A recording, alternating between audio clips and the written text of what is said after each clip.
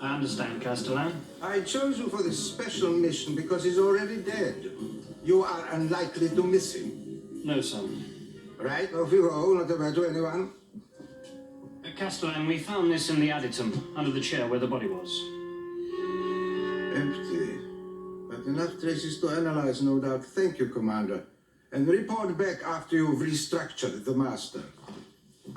Today, we tend to think of Rassilon as the founder of our modern civilization, but in his own time, he was regarded mainly as an engineer and an architect. And of course, it was long before we turned aside from the barren road of technology. Yes, that's all very interesting. Could we hear the transcript?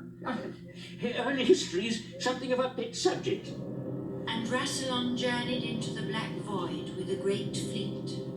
Within the void, no light would shine, and nothing of that outer nature continue in being, except that which existed within the sash of Rassilon. Must be a black hole. What? Now Rassilon found the Eye of Harmony, which balances all things, that they may neither flux, nor wither, nor change their state in any measure.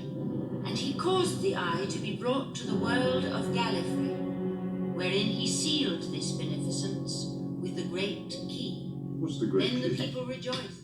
It's an ebonite rod carried by the president on ceremonial occasions, but its actual function, if it ever had one, is a complete mystery. Where's it kept? In the Panopticon, there's a display case of relics. In the sash of Rassilon, that's it. Oh, that's held by the president. That stays in his possession. Of course. What a stupendous egotist. Who? The Master. He'd have destroyed Gallifrey, the Time Lords, everything. Just for the sake of his own survival. It seems that the Master didn't die from natural causes. What? He killed himself. Careful, it's poison. Try coffinaldehyde. Deadly, no doubt.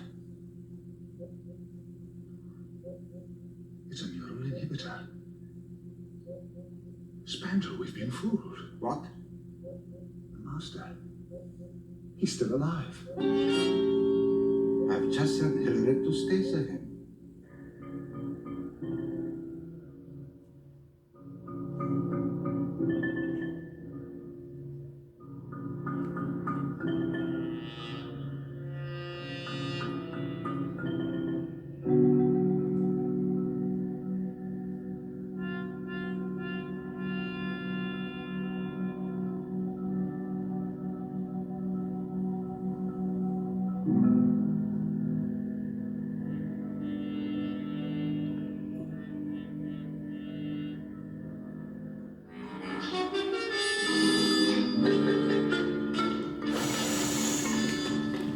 Ooh, nasty. Not a pretty way to go.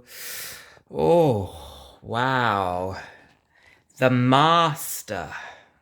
The Master of all matter, no less. Goodness, I think that was an opera singer playing the Master there, that Skeletor figure. Peter Pranav? Name rings a bell. Peter Pratt.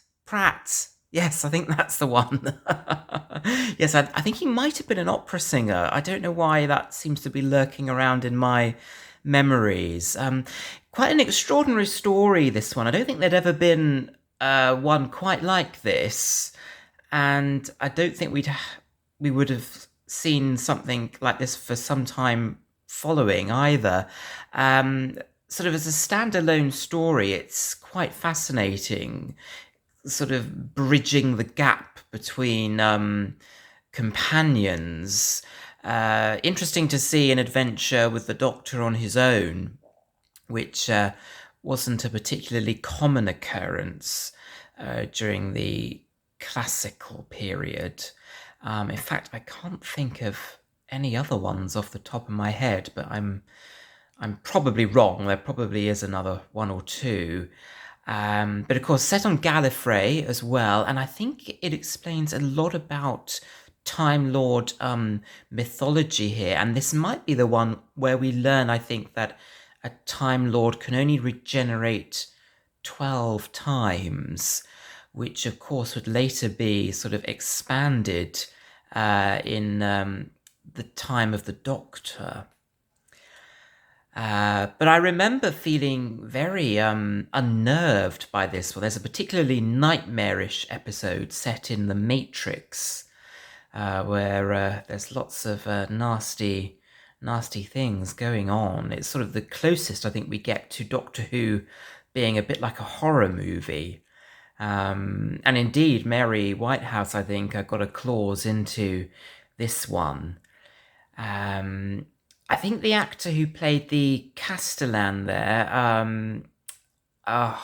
again, the name is on the tip of my tongue.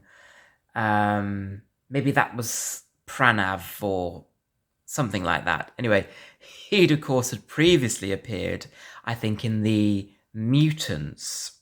And I love that coordinator Engin character, who I think is quite adorable. Is the way he sort of plays the role there. But very interesting, as I say, to see a different take on a Doctor Who story. A very different feel, a different atmosphere, much more adult, I think, in its sort of leanings. And the Master, so decayed and degenerate. And really, really nice to have an adventure set on Gallifrey. Quite a monumental story, this one, in Doctor Who's history. The Deadly Assassin. Sends shivers down the spine.